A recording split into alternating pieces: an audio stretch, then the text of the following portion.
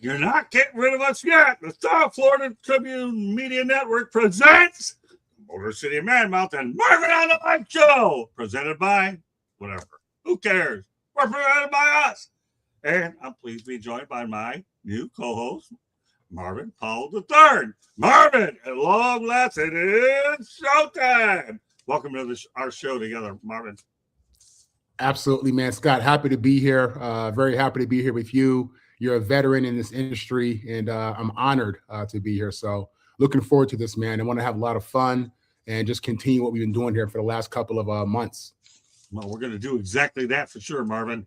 The whole idea behind this show is we're going to talk sports. Well, we might dive into the politics area, but not hard stuff. Some things where politics may tie to sports, but we're also going to have a lot of news items on here as well. So we want to combine non-sports related topics along with sports related and potential politics, but not anything that will get me shot. That's for sure. So it's going to be a good variety show where instead of FCC, we have AG. FCC stands for Federal Communications Commission. AG means anything goes. Well, almost anything goes. You get the drift, Marvin. That's what we have today. So, Marvin, why don't you let everybody know exactly a little bit about your playing background? Okay. Listen, well, to do that, I have to talk about the Marvin Powell before me. I'm Marvin Powell III. I was named after my father, Marvin Powell Jr. My dad was a USC All-American, two-time USC All-American, as well as a first-round draft pick for the New York Jets, 5 Pro Bowls, 4 All-Pros, team MVP, College Football Hall of Fame, and he's been a semifinalist for the Pro Football Hall of Fame senior list. Myself, listen, I played start off with high school, played high school football at Birmingham High School in Los Angeles, California. I'm a proud Birmingham Brave, all-city, all-state, All-American. I was fortunate enough to get a scholarship from the USC Trojans, where I played football from 1995 to 1998. I was a tight end initially. Then I was a fullback at USC. And in that time, we won the Rose Bowl, won the Pac-10 championship.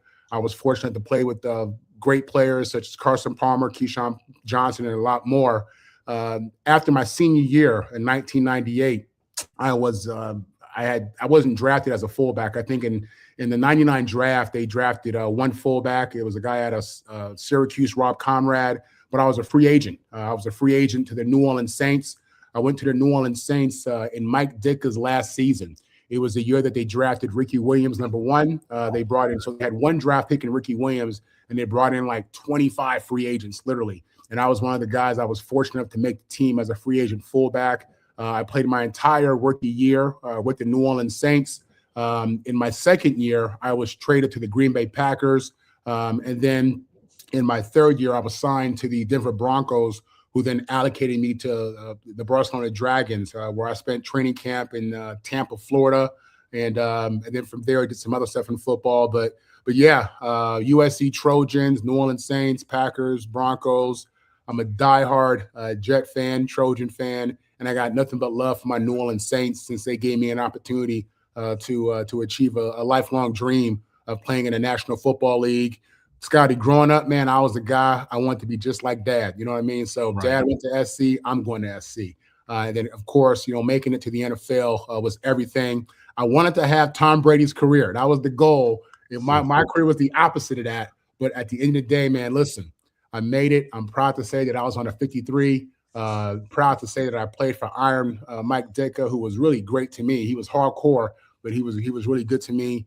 And at this point now, I'm out of football, but currently I am the NFLPA's Atlanta chapter secretary, and I've been that for about a year now, and looking forward to growing within the NFLPA as well. But yeah, that's my sports background. I'm one of 14 Marvin Powells in my family. Proud to say that. Yeah, my son is also Marvin Powell. He's Marvin Powell IV. And I'm here now with you, man. I've gone from the NFL to the South Florida Tribune. That's a step up in my book. And Scott, I'm happy to be here. Ultimately, I think you're the coach I've been looking for. Ditka was good, Scotty, but you're the ultimate coach, man, that I'm looking for. So proud to be here, happy to be here, and looking forward to having a lot of fun with you guys. Oh, I'm glad you're in my system. I'm glad that you're my player. So I do have a question about Ditka, though. Do you still stay in touch with Mike Ditka from time to time? Unfortunately, I do not. He's somebody who had tremendous impact on my life. Right. When I was in the building, I was trying to keep away from Dick. You know what I'm saying? When I would see him, I'd look away. I had so much admiration for him as a player, as a Hall of Fame player, a Hall of Fame legend coach. He's such a football icon. And a guy like me, I had so much respect for him. But man, Dick was amazing. He's exactly what you see on TV. Right. There's no games with him. He's straight up. He's direct. I haven't spoke to Coach in forever, but I would love to. And actually, since you said that, you put something in my head, I may have to reach out to him. Well, I like putting things in your head, Marvin. Come on, man. If I'm the coach, it's a coach's job, people, to put things in your player's head. And that's what I'm doing here on the Motor City Mad Mouth and Marvin on the Mic Show on the network. Happy New Year's Eve, everybody, and happy New Year's Day tomorrow. Marvin and I have a lot of big plans for it as well. I'm going to be working on some guests as time goes on with the show to complement what Marvin and I are doing, one step at a time. That's what our main objective is today. With that said, with all the introductory stuff out of the way, let's get to the business at hand, Marvin. Disney lost 1.7 million subscribers during Jimmy Kimmel's suspension from KTLA. What are your thoughts about that? It's a big deal, man. I think they underestimated, what this guy brought to the table, which is strange considering how long he's been in the industry. This is something that was ultimately pushed by our President Trump. Trump put a lot of pressure on these people, and they ultimately had to suspend this guy, but at a cost. They lost about $300 million in that. You figure 1.7 million subscribers who are paying, anywhere from $15 to $25 per month. That adds up.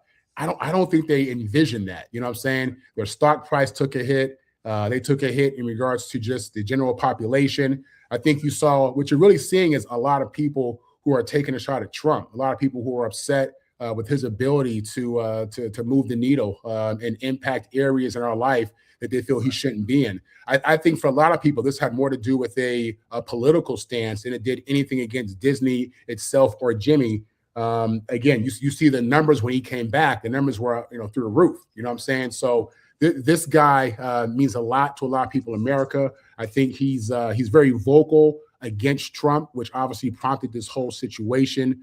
And right now, unfortunately, our country is divided. They're divided. In spite of the fact that so many people did vote for him, I think you're seeing people respond to what reality has really been. And this has less to do with Disney and their content and their situation and more to do with people upset because Disney, they basically, got on their knees for this guy. You know what I'm saying? And if you want to, in America, in a capitalist society, if you want to take a stance, you do it with your wallet. You know what I mean? And when you pull your subscription and they lost $300 million. That's a big deal. That's a real big deal. So yeah, it was really remarkable. I was shocked to see the numbers that high because again, you hear 1.7, and you think dollars, right? And you think, to anybody else that's a lot of money, but no, that's 1.7 people. That's 1.7 subscribers again. Right. So yeah, that was a big deal, man. And the people really have spoken with their wallets. And in America, that's what you got to do. Yeah, that's what you got to do, and they have. No question about it. And again, this is one of the moves where the president's trying to go out there and make an impact, but every now and then these moves backfire. Disney got smart enough to know this isn't going to work. We need to fix this as quick as they did. Yeah. And as a result, this is a learning experience from a lot of people here, knowing full well that, the president's job is to do his job. But when you go out of bounds, stuff like this can bite you. And indeed it did. Yeah, and this at the end of the day, what I really think it is Trump. He wants to be popular. He wants to be America's Obama. Whether you like Obama or not, he has a following, and and people love him, whether you like that or not. And he's jealous of that. So anytime anybody gets on air and has a platform like Jimmy Kimmel, and you diss the president, you make fun of the president, you mock the president, and you have an audience the way Jimmy Kimmel does, he sees it as a threat. And for whatever reason. I think he thought that putting pressure on Disney was going to be good for him, but it ultimately ended up being horrible for Disney. And I think, I'm sure that the president is in his feelings about not only what Kimmel said, but the backlash that Disney got, because that speaks volumes to how people really feel at this point. Well, I think other companies are going to take note of this as an experience too, Marvin, and think, man, didn't work with that, leave it alone, and we'll go from there. Right. All right, other topics we have, and believe me, we have plenty of them, is Michael Malone had a dispute over Russell Westbrook before getting fired, as Malone opted to play Russell Westbrook over Jalen Hurts in games when he was a Denver Nuggets coach. What are your thoughts about Michael Malone having some confidence in the veteran? Michael Malone's the head coach. I mean, he's a veteran coach. He's a well-respected coach. Players love him as a coach. Listen, one of the things that I love about Russell as a professional athlete is his hustle. Nobody in the NBA that I've seen in the time that Russell's been in the NBA plays harder. Gives you more in the minutes he has. When you think about it, this guy, he has the most triple doubles of anybody in NBA history. Think about triple doubles. That means he's active everywhere. He's balling in every aspect of the game. Assists, points, rebounds, and when you think about his activity, his energy level, the fact that he's going game for game with a triple-double, it speaks volumes to who he is as a professional and what he puts into this, his conditioning, his intelligence, his awareness. I mean, he's the kind of player that any coach loves. He's an energy guy. He's the kind of guy that can spark things. So I can understand, especially in this new era where these guys just want to, shoot up threes and, be popular and be famous on social media. Russ is an old school dude. He's an old school player. He has an old school mentality. All he knows how to do is go hard. When I think about Russ, the only thing he's ever done wrong is go to UCLA. That's it. Other than that decision he made, this guy is everything that young kids should be watching. And even now, you're looking at this guy. I think he's in year 17, year 18, out there playing in Sacramento. He turned down big money in China to take a veteran minimum. That tells you his commitment. That tells you, exactly, what matters to him. He takes pride in being in the NBA, takes pride in being an NBA player. And even in these late years, this guy is still giving you hard minutes, giving you everything in those minutes. You can watch the most recent Kings game, and you'll see Russell Westbrook out there just balling, giving you all he has. And for a guy like me who has a young son, a young daughter, who are athletes, he's somebody that I have them watch. I've had them watch this guy play because he knows how to go all out. You know what I mean? A lot of these kids today don't understand what all out means, but Russell Westbrook gives that to you, and the numbers show that. Well, there's no question. This guy here, more power to the Sacramento Kings for getting this guy.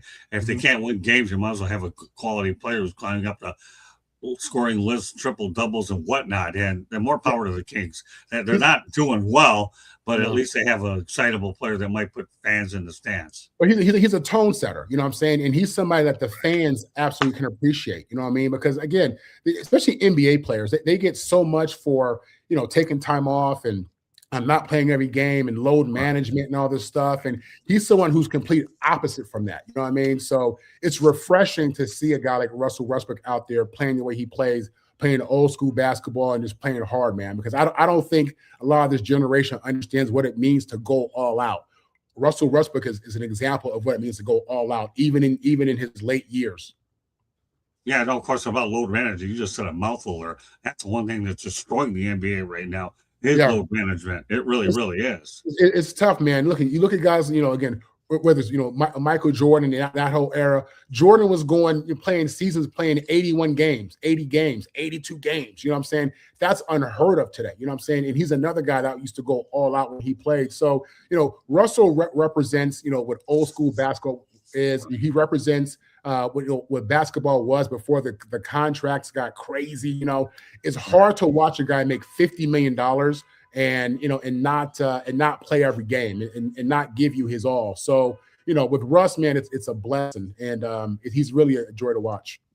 Okay, well, let's continue on the NFL. A couple of months ago, again, this is our debut show tonight. We're trying to bring up the speed of certain important trending topics to give you an idea what our show is going to be all about. And that's what you can expect to see as time goes on and we begin our following here on the Motor City Mad Mouth and Marvin on the Mic show. With that said, former Baltimore Ravens kicker Justin Tucker has been eligible to return following a 10-game suspension, and multiple teams have shown interest to date. But I haven't heard any signings. What's going on with this guy? The Saints tried him out about a month ago. They were having issues with their kicker, and they brought Justin Tucker out there. It didn't work out. I mean, listen, Justin Tucker is dealing with two issues. Number one, when he was with the Ravens toward the end of his tenure, he was missing kicks. This guy was Mr. Reliable, kicking 70-yard field goals. He would kick 50-yard or 60-yard like they were nothing. Nowadays these kickers kick 50-yarders like it's no big deal. But back in the day, it was. And he's one of the first kickers who was kicking 50-yarders like it was no big deal. So, as a former athlete, as a fan of the game, I appreciate watching him play. I thought he was phenomenal. The reality is this, though, Scotty. Father Time is undefeated. You know what I'm saying? And even with sports science and the training and the medicine and all that stuff, I mean, at some point, your age is going to get to you. Your body's going to give out. So that's really what he's up against. On the other side, listen, he's dealt with a situation legally where there were at least 16 women who come out and said that he was sexually inappropriate during massage sessions. That's really up in the air. This is very similar to a Deshaun Watson situation. Now, Justin Tucker didn't go through the hell that Deshaun Watson went through. They dragged Deshaun Watson when he was going through the same situation with these massage therapists. And listen, I don't take sexual assault lightly at all. I think there are women out there who really are victims.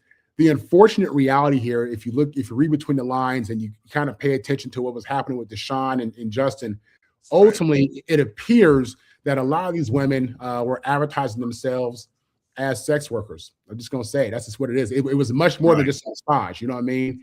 And I think it's very common for a lot of people online to partake in these types of services from these women.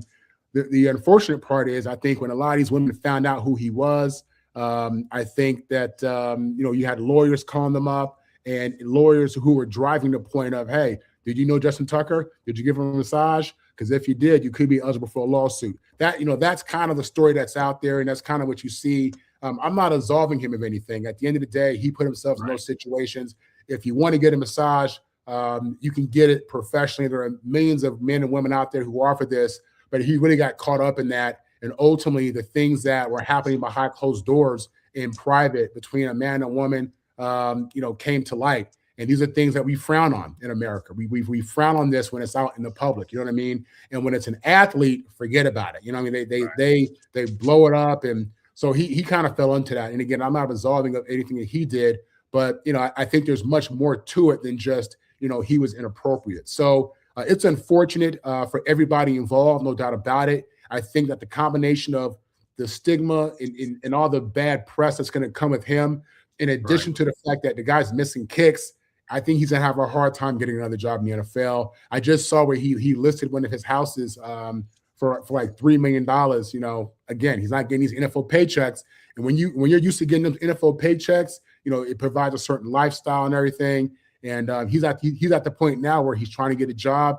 He's selling assets. And you hate to see a great player go out like that. And ultimately, whatever else is happening in his legal battle and whatever these women went through, you hope that that's resolved in a way that makes sense for everybody. I'm going to bring ambling on for this topic. What are your thoughts about Justin Tucker? Good to have Eddie Fraser in the chat room. Anything you want to add to this at all, Candy, about Justin Tucker? I mean, I'd like everything to play out because you just don't know. I mean, sometimes people say things and you wonder. And so I like this kind of a thing to just play out. It's pretty sad to know how many people have come forward already, though. So, yeah. And the unfortunate reality is this: in America, we're sue happy. Everybody wants to sue. Right. It's a free check. The guy made millions and millions of dollars.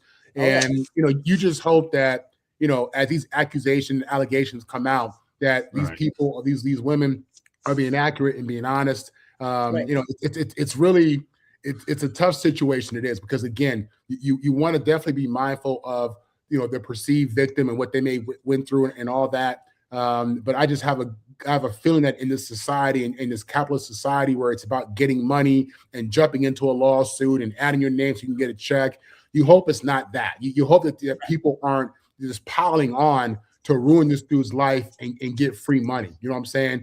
Again, he signed up for these services. He went online. You know, when you go online and you see the chick and she has a bikini top on and she has the double D's and she's showing, her gluteus maximus, you wonder, what are you really buying here? You know what I'm saying? So I don't know how this is going to play out, but you definitely hope that everybody's going to be okay moving forward, because it's a really ugly situation. And he's lucky. He's lucky that his name didn't get dragged through the mud like Deshaun Watson, because you thought his career was over.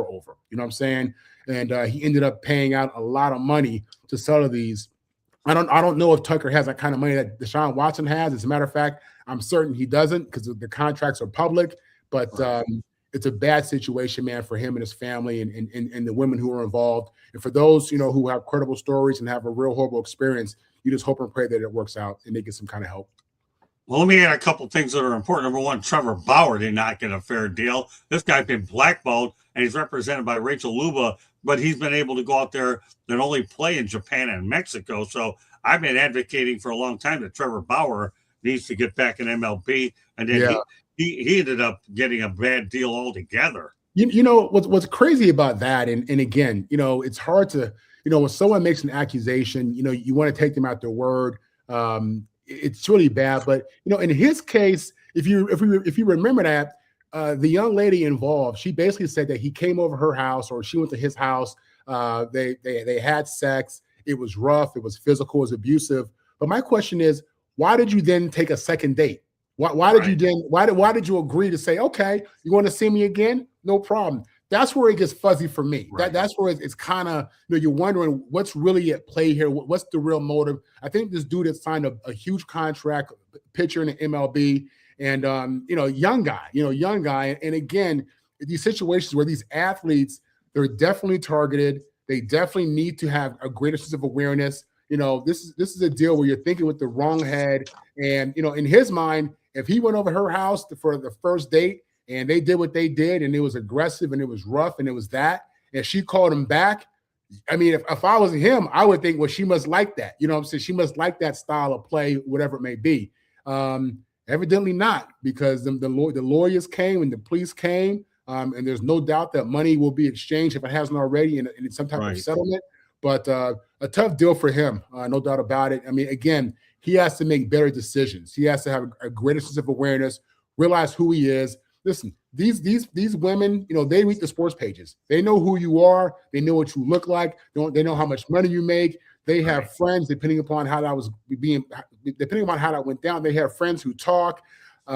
So you hope that in the time since the accusation that he's gotten some help, has a greater sense of awareness, and you hope that whatever the young lady went through, you hope that she received some kind of help for the trauma that may have existed from their relationship.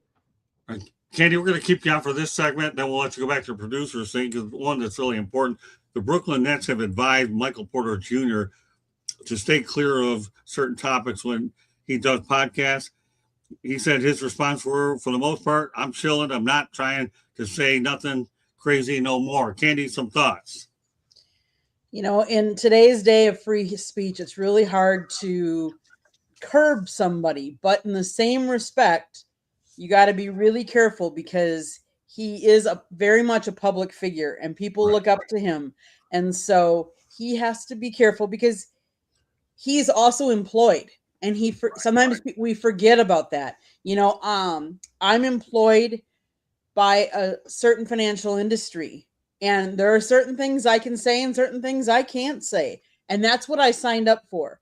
And so he just has to make sure that what he signed up for, if there's anything in his contract for playing basketball, talks about what he can or can't, do on a podcast. That's the only thing I would say. If it doesn't say anything about what he can and can't say, then they shouldn't have a problem with it. But if it does, I get.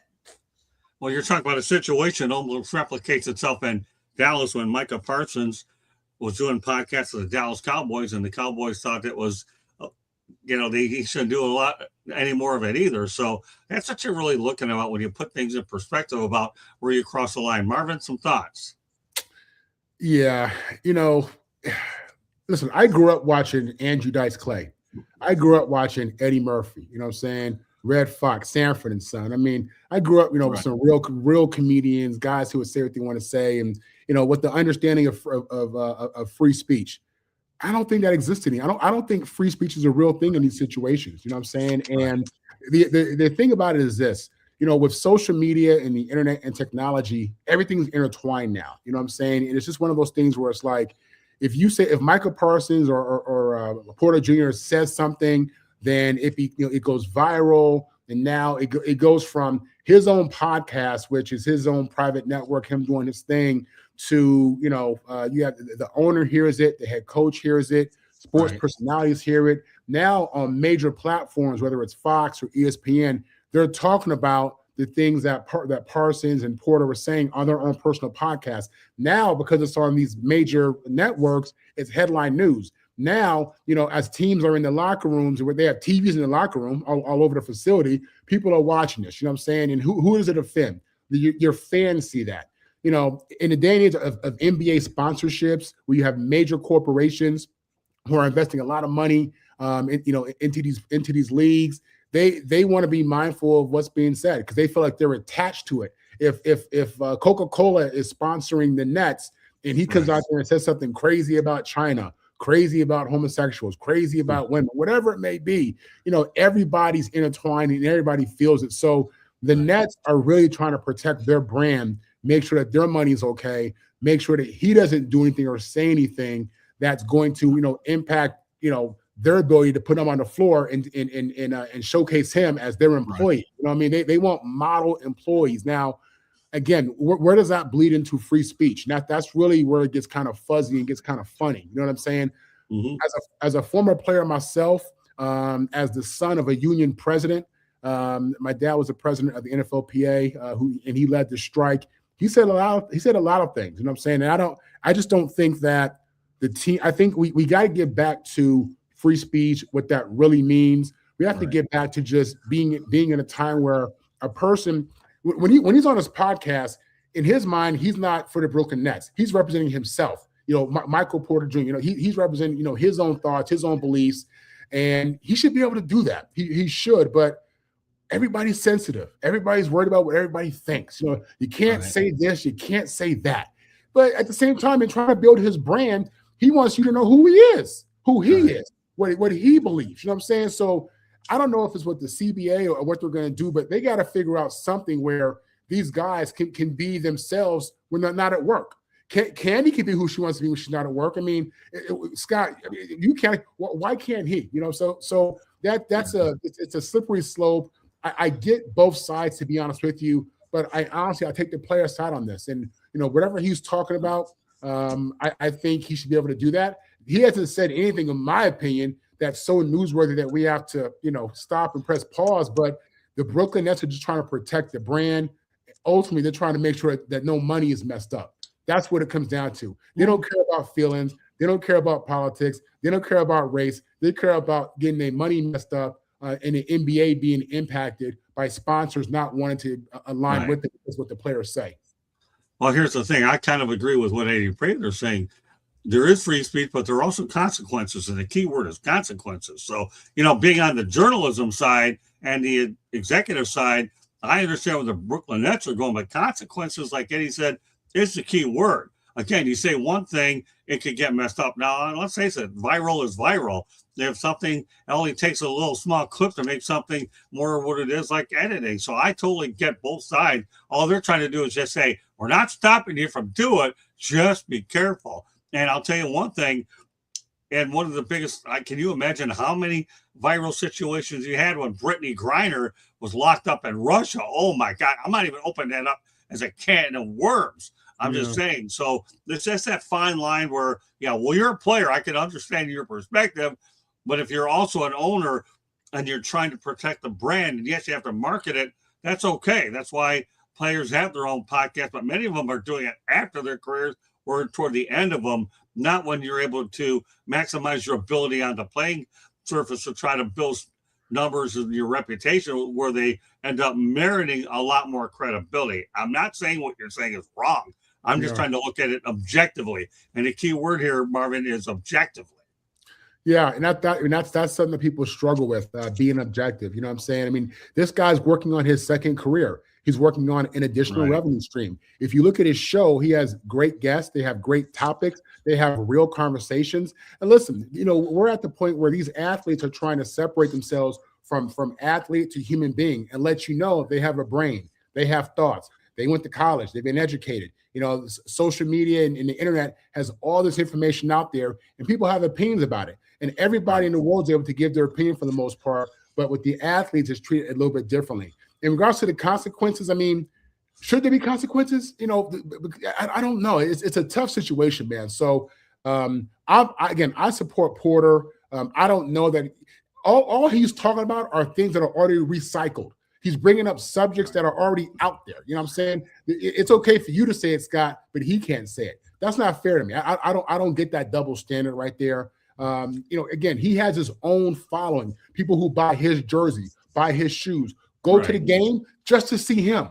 This guy's a world champion. So, he has people who want to hear what he has to say. He's a bright guy, you know what I'm saying? And listen, if we can accept what Trump says, we can accept what Obama says, we can accept, everybody's opinion on everything else in the world, why not the athletes? I just feel like the athlete is being picked on, is usually picked on in ways that other people aren't, and the double standard is crazy to me.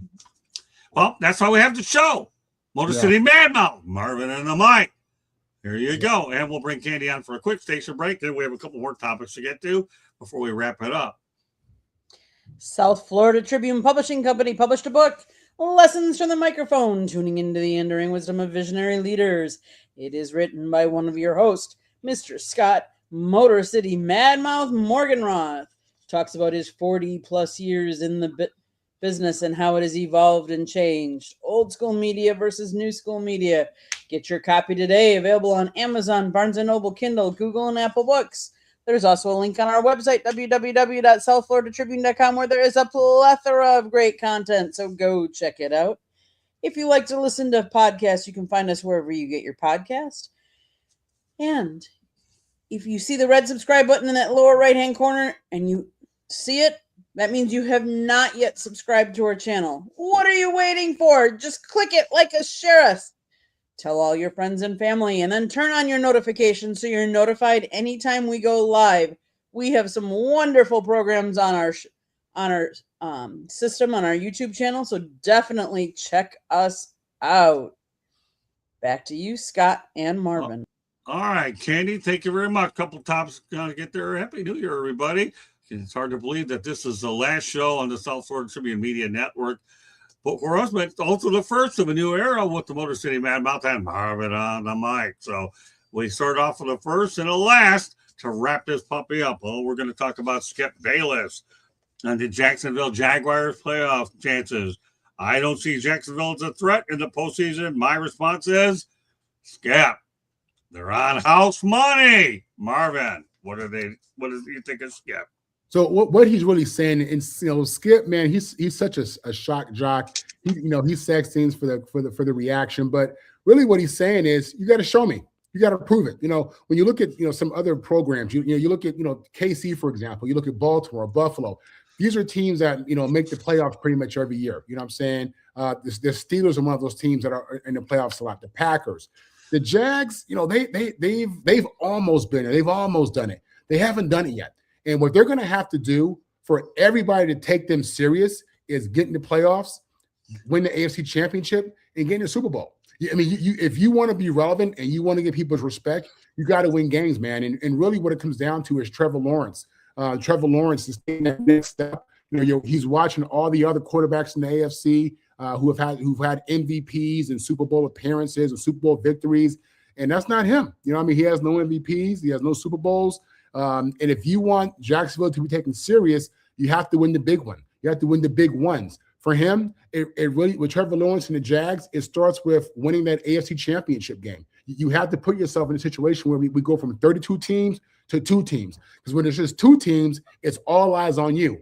Everyone's watching you. Everyone's paying attention. Everyone realizes that, okay, for this year, the Jags are the king of the AFC. So when they do that, then I think the old school heads like Skip and the real football fans will look at Jacksonville differently. And when it comes time to predicting who's going to be there and what teams are relevant, you look at the teams who've done it before, who've made it to the playoffs consistently, the teams who've made it to the AFC Championship. So, I understand what he's saying. He's saying prove it. He's saying show me. Right now, I think with Leon Coleman and what Trevor's doing, I think that they are on track for this. I think that it's realistic that we're going to see the Jags at some point here, make a serious run, and it could be this year. The Jaguars have a serious front seven. The quarterback is playing great. They got receivers. They got running back. I mean, if you haven't been paying attention, the Jacksonville Jaguars are a real team, and it would not shock me at all to see them make a run to the AFC Championship and then beyond,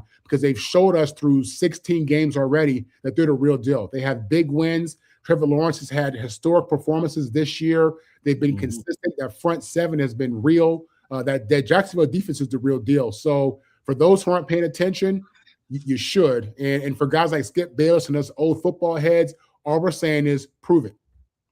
Okay, well, let's go to the chat room. Number 180 Prather don't like Skip. He thinks he's a clown. Well, he might. And by the way, one of my family members, you're so sweet, Renee. Gotta love this woman. Your family's got such as a Mushigander. Okay, well, I'll take Mushigander, Michigander, either way it works. Okay, let's talk about the one after that. Didn't the Jags beat the Chargers in the playoffs a couple of years ago? You bet. There, Eddie, Candy, and I covered that game, and that was one heck of a game. What else do we have in there, Candace? Anything else? I would trust Trevor or Herbert. Well, listen, Skip is a clown. He is a clown, Eddie. He is a clown, but that's part of what he does. That's part of who he is. That's part of what we love about him. Either you love him or you love to hate him, but you watch him because he's a nut. You know what I'm saying? He's an entertaining nut, and that salesman in sports. You love those sports characters, which he is, and he's, for as much as he's a clown, he's also a legend in the game. Skip Bayless is. So Steve Reichel says, "What's up, my guys? A new era, Steven. All Reichel, thanks to you, my man. He's a guy will be my heir apparent at some point or another. I'm not ready to give the throne up yet, but there'll be some times when I have a chance to take a step back. And Steven Reichel is a guy that I'm really counting on to continue the tradition and the legacy that we're building at the South Florida Tribune. I am so grateful to Steven Reichel. One of the best things that happened in 2025. Marvin, you and a bunch of the other people on the network certainly have been as well. Listen, Steve found me on Facebook, I think. And I'm so thankful for Steve for reaching out to me and just giving me this opportunity to be at the South Florida Tribune. He's somebody like you, Coach. He's someone because he brought me to you ultimately. So thankful for that guy. Thankful for you guys. Steven Reichel, Marvin, Ben, Barry Foote, Warren Brewster. The list goes on and on. They're just unbelievable people. That's for sure. Got to mention Mel. Got a Mel Farr. Yeah, don't worry. Oh, speaking of Mel, now that you brought that up, on Saturday, we're going to have another edition of Inside the Pigskin. Myself, Candy Ebling, Mel Farr Jr., and yes, Marvin Powell III will battle it out. There might be other people that come in for a segment or two here and there as we get ready to do. That's a big show, and it's starting to really rock and roll. Especially at that 8 o'clock in the morning time slot. Really, Thursday? Really? Yeah. And this is only an accident. My gosh, I swear to God. This is just because you reached out to me and Mel. Hey, can we do a UFC UCLA? How did I ever know it was going to turn into this? And Barry Foote was a former Cub. He's also been one of my best friends, Eddie, for the last 40 some odd years, dating back to our Yankees game as well. All right, well, we started off with a non-sport topic, and now we're going to end with one. Okay, a former Marine convicted of killing a 6-year-old girl more than 4 decades ago was executed in Florida. There was a record at that time, 16th death sentence carried out under Republican Governor Ron DeSantis. My first question to you is this, okay, Marvin, do you favor the death penalty? I favor the death penalty in certain situations. Crimes toward children, crimes toward elderly, crimes toward women. Absolutely. Listen, Scott, when I was 7 years old, I was abducted. I was kidnapped by a pedophile. That pedophile did what pedophiles do. Really? And because of that, and I realized just how helpless a kid is in those situations, I have no love for them. Right. I'm not a fan of Ron DeSantis, but this is something that he got right. You can't fix those people. People who hurt kids and hurt the helpless, you can't fix them. Something's wrong with them. They got to go. For people like that, I am an Old Testament guy. And I think those adults should leave the earth. We don't need them here. There's a place for them in hell. And again, I hope that Ron DeSantis and his staff, his crew up there in Florida, I hope they catch all these pedophiles. Hope they hang them high. Well, let me tell you one thing about Ron DeSantis. Number one, this guy, at that time it was 16. I believe the number's gotten up to 19 now. Good. So what he's trying to do with the death penalty for all these grieving people out there, that this should have been done sooner. Oh, I'll get rid of them, because he's going to start cleaning up death row is what he's going to do. And obviously, as I continue to get updates, not only on social media, but let's not kid ourselves. South Florida Tribune does get, and again, this is not political, we do get press releases from the governor's office on a daily basis. So we are on their mailing list of the governor of the state of Florida. And I'll tell you, you talk about pedophile, I'm actually surprised that this guy wasn't taken out earlier, unless they moved him to death row knowing it was going to happen. That's the only thing I could think of. Like I said, he got this right. I don't understand. Once somebody's convicted and it's clear, I mean, through DNA or admission or whatever it may be, once we know this person is guilty and that's not in question, and the crime is toward a child and it's sexual or it's violent, mentally handicapped, people who really can't defend themselves, we have no use for them in our society. I don't care what they look like, what their faith is, what their reason is, whatever it may be. We have no use for people in our society. So, I think that Ron DeSantis got that one right, and kudos to him for that. I'll give him credit for that one. Yeah, I do believe you got it right. Candy Amblin's going to come on for some thoughts on that one, and then she's going to give us our final station break as we go ahead and wrap up our final show of the year. Again, great first act there, Marvin. And this will give you everybody out there an idea, for those that are listening to this show and watching it for the first time, that this is an example of what we're going to do. This show is going to be featured on Wednesday night as a lead-in to the Sports Exchange. And on nights where we don't have it, there'll be no limits as well. So get ready for this show right now. And we want to get this thing started now so we can work on the audio portion and the distribution process immediately. Candy, some final thoughts on this topic? My thought is, along with Marvin, as long as you know 100% that you have the right person and that they committed that crime, I don't want to keep paying for them. Like, why should our tax dollars pay for them to live? Yeah. They took whether they took somebody else's life or whatever it was, they did something, horrific, and they don't deserve to stay alive. I mean, I don't think we should have to foot that bill. Now, if we want to, if we don't want the expense of it, if we want to put a couple of them in room together and they can go after each other and do whatever they need to, hey, whatever it is. But I do not believe that something, Scott, again, I watch a lot of Netflix and streaming stuff. I watch a lot of prison movies. We should just put them in Gen Pop. Put them in jail, just put them in Gen Pop, put them with the Aryan Nation, the Bloods, the Crips, put them with all of the people who hate people like that. So we have no use for them in society. You can't fix that. And I don't even want to try to fix those people. What they've done is so horrible that they don't deserve air. There you go. Well, they don't deserve air, and in the case of this particular guy, he didn't get any more at all. That's for sure. Aaron is definitely you don't want to do. Latin gangs and all them. Let them hang out with them. They'll easily take care of those people for us. Well, let me tell you, a lot of these inmates have a tendency to police these things themselves. I'll tell you, if you don't get the death penalty, they're going to police it. And in the case of Jeffrey Dahmer, one of the most controversial serial killers on the planet, it didn't take an awful lot of time for him to get wiped out, did it, Candy? Because you were up in Milwaukee, and I'll tell you, you're closer to that situation than we were. Yeah, no, that was actually, for a while there, that was really scary. Then, when you'd hear, obviously you watch the news would come on and they would tell you about it, another victim, and we're like, when are we going to catch this, the criminal? And finally, when they did, they did put him in jail, and he didn't take them long to take care of him. And we all knew that was going to happen. And I was going to say, too bad, so sad, but I don't regret it at all. He got what he deserved. Well, again, as we said, all three of us, Marvin, myself, and you, Ron DeSantis, got that one right. And I'll tell you what, we got this show right as well.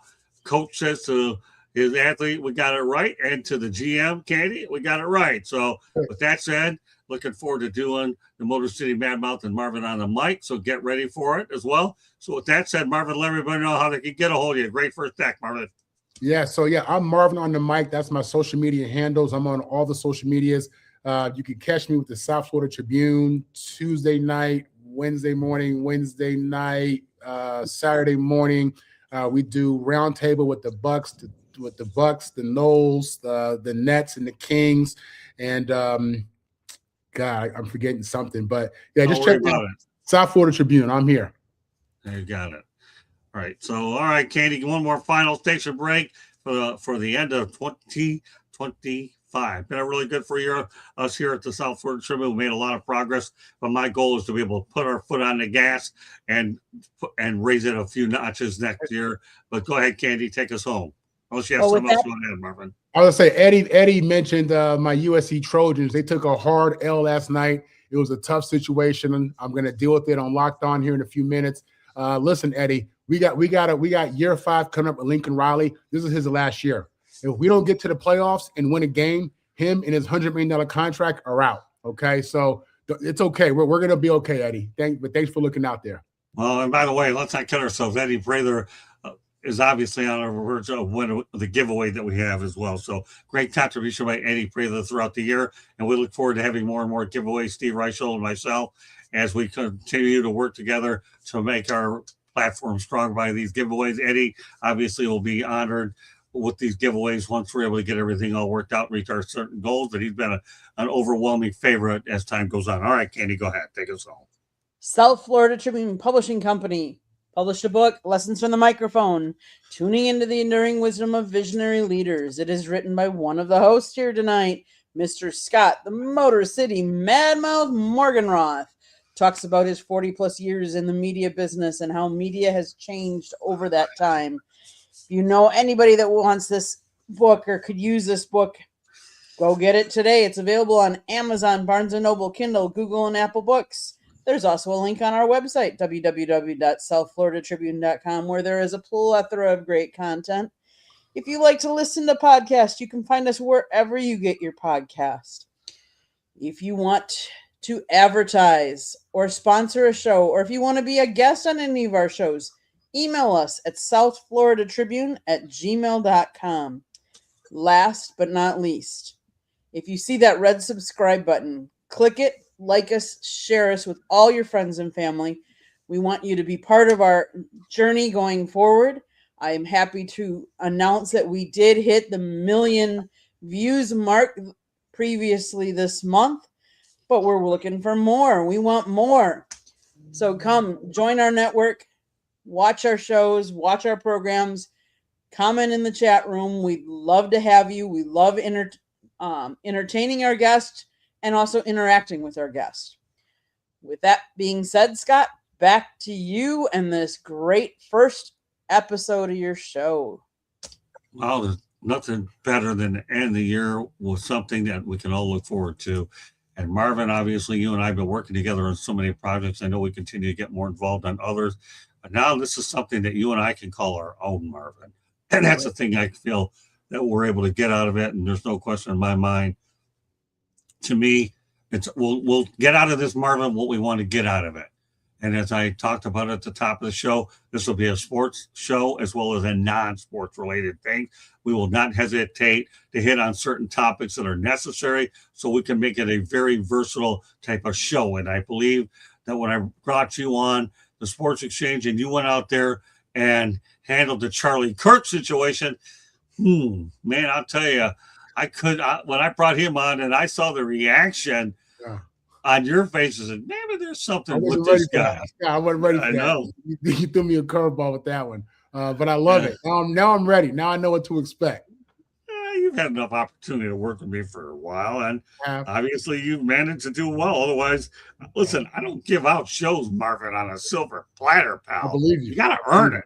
Absolutely. I've done that before, and it backfired. But in this particular case, it really has. And throwing you a curveball and the fact that you hit it out of the park, hey, nothing wrong with that.